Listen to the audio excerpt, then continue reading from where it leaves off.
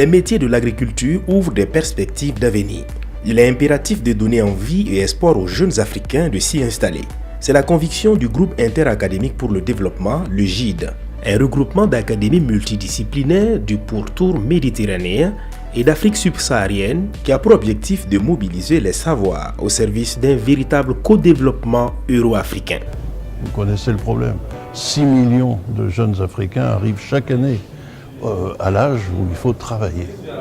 Et il faut encore que ces jeunes puissent trouver des métiers, des emplois qui leur permettent de bâtir un projet personnel, un projet de vie personnelle basé sur des conditions de vie et des niveaux de salaire qui leur permettent de nourrir ce projet d'une manière convenable. Or, il est apparu que l'agriculture, qui reste pour la plupart des pays africains l'activité première des populations africaines, voit les jeunes s'enfuir de l'agriculture. Alors qu'il nous paraît qu'avec les nouvelles technologies notamment, il y a un magnifique avenir dans l'agriculture. Pour réfléchir sur cette question cruciale de l'emploi des jeunes, le GIDE, qui se veut être un centre à la fois de réflexion et d'action, mais aussi une force de proposition, a organisé les 20 et 21 novembre 2017, en marge du Salon international de l'agriculture et des ressources animales à Abidjan, un forum d'échange pour l'amélioration de l'emploi des jeunes en agriculture en Afrique subsaharienne. Nous faisons cette rencontre où nous avons réussi à amener un certain nombre d'exemples de réussite de jeunes qui ont bâti effectivement des entreprises, qui ont bâti des systèmes de formation qui permettent de donner envie, peut-être par l'exemplarité justement, qui permettent de donner envie aux jeunes de s'engager dans une agriculture rénovée, dans une agriculture qui va leur permettre de trouver des conditions de vie convenables. Pour le gouvernement, créer des opportunités d'emploi et de revenus quantitatifs et qualitatifs est l'un des principaux défis actuels et futurs. La problématique de l'emploi des jeunes en Côte d'Ivoire constitue pour mon département ministériel un défi majeur à relever, un défi sur lequel nous travaillons et nous y consacrons aussi l'essentiel de nos maigres ressources. Ce qui explique notre attachement et celui de notre ministère à la formation et à l'insertion professionnelle des jeunes dans les filières de l'agriculture, de l'élevage, de la pêche et de l'aquaculture, mais aussi de la transformation et de la commercialisation des produits agricoles. L'objectif général de ce forum d'échange va dans ce sens, puisqu'il vise à améliorer l'attractivité des activités agricoles pour les jeunes des pays africains. Nous savons que le secteur agricole et agroalimentaire représente une source potentielle d'emploi et de revenus pour la jeunesse africaine, ainsi que pour le renforcement de la sécurité alimentaire des pays. Et son rôle est bien évidemment majeur dans le développement économique des pays, mais aussi dans l'aménagement du territoire, parce qu'il participe au développement des zones rurales. Et dans ces zones particulièrement sensibles en termes de migration et de sécurité, maintenir un bassin d'emploi et de développement dynamique pour la jeunesse est un enjeu majeur. Pour le ministre sénégalais de l'Agriculture, résoudre le problème de l'emploi des jeunes passe d'abord par une rupture de paradigme. Notre premier défi collectif, c'est de transformer les demandeurs d'emploi en porteurs de projets. Pourquoi? Parce que les activités économiques actuelles ne sont pas en mesure de satisfaire les demandes d'emploi. La question, elle devient simpliste lorsqu'on pense qu'il s'agit de réfléchir uniquement sur l'adéquation emploi-formation. Je ne suis pas de cet avis. En ce qui me concerne, je reçois chaque jour des jeunes très bien formés, des jeunes qui ont leur place au ministère de l'Agriculture et de l'Équipement rural du Sénégal. J'ai envie de les prendre, mais je ne peux pas les prendre. Ici, on ne peut pas dire que c'est lié à une inadéquation emploi-formation. C'est lié beaucoup plus au support, au réceptacle devant effectivement prendre ces jeunes.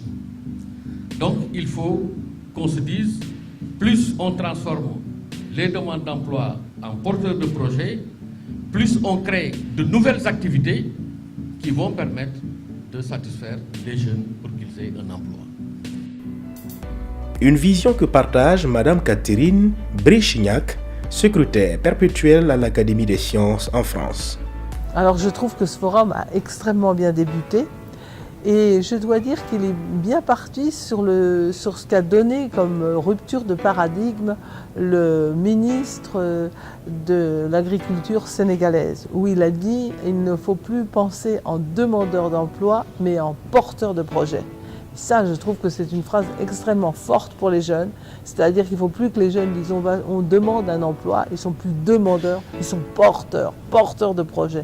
Et donc, nous avons voulu faire sur ce forum des porteurs de projets qui ont réussi. Et pour donner l'exemple aux autres. Et je pense que c'est extrêmement bien que ces jeunes présentent leurs projets, la réussite de leurs projets, pour donner envie à d'autres de s'engager aussi dans l'entreprise et dans l'entrepreneuriat. Ce forum a été l'occasion de mettre en avant une quinzaine d'exemples de réussite de jeunes entrepreneurs agricoles, comme pour apporter la preuve qu'il est possible aujourd'hui en Afrique d'innover et de prospérer dans le secteur agricole. Ce forum est une belle vitrine, c'est un beau moyen parce qu'il y a une rencontre intergénérationnelle. Il y a des seniors qui sont des académiciens, qui ont déjà une méthode ancienne du secteur agricole et de l'agriculture, et toute une nouvelle génération qui a essayé d'entreprendre et qui a lancé des projets avec des divergences et des convergences. Donc le fait de venir débattre ensemble sur les difficultés, les réussites, peut nous aider à gagner beaucoup plus de temps, à répondre à nos difficultés rencontrées sur les terrains et pour que nos produits puissent accéder à plus de marchés, que ce soit le marché régional, sous-régional et aussi le marché international. Je suis transformatrice de produits locaux ivoiriens. J'ai une entreprise. Nous transformons les produits ivoiriens pour donner de la valeur ajoutée à nos produits agricoles. Déjà, nous commercialisons en Afrique, à Dakar, dans la sous-région. Nous commercialisons nos produits en Europe, à Paris et en Suisse. Nous commercialisons aussi nos produits au Canada, spécialement à Montréal. Il y a longtemps qu'on n'a jamais été écouté, qu'on a frappé à des portes, que des gens ne nous ont pas laissé nous entendre, ne serait-ce que nous écouter. On n'a pas eu ça. Et si maintenant on commence à nous écouter, nous pensons que c'est le départ de l'amélioration de nos conditions. Je suis venu pour prendre à part encore d'autres expériences. Voilà, nous sommes débutants dans ce domaine-là et je pense qu'en s'efforçant aux gens qui sont dans le milieu il y a longtemps, qui ont eu des grandes expériences, ça va les motiver à aller loin. Je sais qu'hier, tout a été dit, des gens qui ont commencé difficilement mais qui ont tenu. Aujourd'hui, ils sont avancés dans leur domaine. Je pense que ça va nous servir pour demain. Notre joie, d'une certaine manière, a été de constater qu'en quelques mois, nous avons pu réunir des dizaines d'exemples de réussite. Et alors nous avons, après cette réunion, à donner des suites à cette réunion. Et la suite, ce sera de constituer une grande plateforme d'Internet, d'accès libre, qui permettra à tous les jeunes qui se sentent intéressés par ce qui se passe dans l'agriculture de trouver des raisons de s'intéresser à tel ou tel domaine parce qu'ils auront sous les yeux des exemples de réussite qu'on analysera, que les académies cautionneront. Malgré leurs succès multiples, la plupart de ces jeunes entrepreneurs font encore face à de nombreux défis. Certains de ces défis ont été mis en débat à travers 3 tables rondes autour des problématiques importantes comme l'accès au financement, les structures de formation et l'utilisation des technologies de l'information et de la communication au service de l'agriculture. Nous avons démarré sur des fonds propres parce qu'aucune banque ne nous faisait confiance. Quand nous sommes arrivés, le projet est intéressant, mais bon, comme les deux l'ont évoqué, le risque, votre projet, la recherche, développement dans un pays pauvre, surtout encore plus dans le domaine agricole et sur un secteur encore plus pointu sur l'agriculture biologique. Donc il n'y a aucune banque qui a accepté de nous accompagner. On a fait le tour, j'ai fait le tour de toutes les banques, aucune n'a accepté de nous accompagner. Donc il fallait se rabattre sur des sources de financement alternatives. Donc des fonds propres, mais aussi partir sur des outils de seconde main et des financements justement de subventions. Voilà. Donc c'est ce qui nous a permis de pouvoir démarrer. Et même jusqu'à présent, malgré le montant, le mouvement que nous faisons, les banques sont toujours frileuses pour nous accompagner. Tout simplement, soit ils décident de nous accompagner, mais avec des taux d'intérêt tels que ce n'est pas intéressant pour nous de travailler parce que tout ce qu'on gagnerait reviendrait à la banque. Voilà. Soit ce sont les conditionnalités, on a parlé tantôt de garanties, voilà, qui sont telles que nous ne pouvons pas accéder au système de financement bancaire.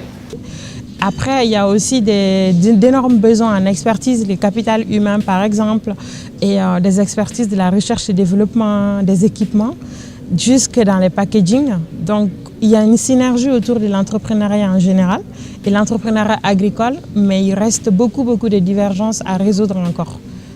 Comment donc encourager plus de jeunes à s'engager dans l'entrepreneuriat agricole malgré ces nombreux défis? Je dis souvent que la meilleure façon d'amener les jeunes à l'agriculture, c'est d'épauler et d'appuyer ceux qui sont déjà dedans. Pourquoi? Parce que si ça marche bien pour ceux qui sont dedans, on ne fera rien pour les jeunes avant qu'ils nous viennent. De notre expérience sur le terrain, aujourd'hui, il ne suffit pas de moderniser les moyens de production pour y attirer les jeunes générations. Il faut et surtout travailler à la rentabilité du secteur agricole. Nous avons eu des expériences ici en Côte d'Ivoire où des jeunes bien éduqués, qui ont eu de bons diplômes, ont accepté d'abandonner tout le confort en ville, aller en sous-préfecture vivre dans des conditions beaucoup plus difficiles en termes d'accès à l'électricité, au téléphone et bien sûr à des repas de qualité. Parce que simplement ils avaient vu qu'ils avaient là une opportunité d'avoir des ressources conséquentes. Ça a été le cas dans l'anacarde chez nous ici, et tout le monde le sait, dans les dernières années, a connu un essor de l'anacarde. C'est pour cela qu'il faut que nous mettons l'accent sur la rentabilité du secteur agricole. Le dénominateur commun à toutes ces communications, c'est la passion des jeunes gens. La passion avec laquelle ils ont exposé leur expérience. J'ai aussi noté qu'ils ont choisi de faire ce qu'ils nous ont expliqué ce matin. Parce qu'en Côte d'Ivoire, nous avons eu l'expérience au temps d'aujourd'hui de ce qu'on appelait le retour des jeunes à la terre. Il a souhaité que les jeunes retournent à la terre. Ils se sont tous précipités, ils se sont inscrits et on leur a donné des hectares vers Yamoussoukro à exploiter. Et bien, au bout d'un an, ils sont tous devenus un rapidement parce qu'ils n'ont pas pu tenir. C'est dire que le travail agricole n'est pas un travail facile. Et les jeunes gens qui s'y sont investis ont choisi, malgré toutes les difficultés. Et toute la journée, ils nous ont expliqué toutes les difficultés qu'ils ont rencontrées. Donc, on ne retourne pas à la terre par une décision politique simple. On retourne à la terre parce qu'on a choisi le métier de la terre. Nous nous sommes engagés et le GID s'attachera véritablement en fonction de toutes les données que nous allons réunir sur les difficultés qu'ont rencontrées les entrepreneurs, sur les contraintes qu'ils ont eu à surmonter, etc. Nous nous attacherons avec les responsables politiques à nous entretenir avec eux pour essayer de surmonter les problèmes que rencontrent ces jeunes entrepreneurs dans leur environnement. Pour ma part, la Côte d'Ivoire, notre pays, entend apporter son soutien au programme et favoriser son développement et sa diffusion auprès des jeunes ruraux africains. Aussi, la Côte d'Ivoire s'appropriera-t-elle les résultats de vos travaux pour soutenir sa politique de promotion de l'emploi des jeunes.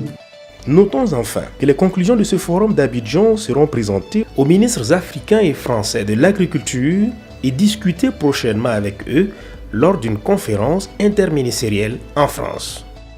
Le moral est au beau fixe parce que nous avons vu déjà un certain nombre d'exemples absolument magnifiques qui montrent qu'il existe chez beaucoup de jeunes Africains un véritable esprit d'entreprise.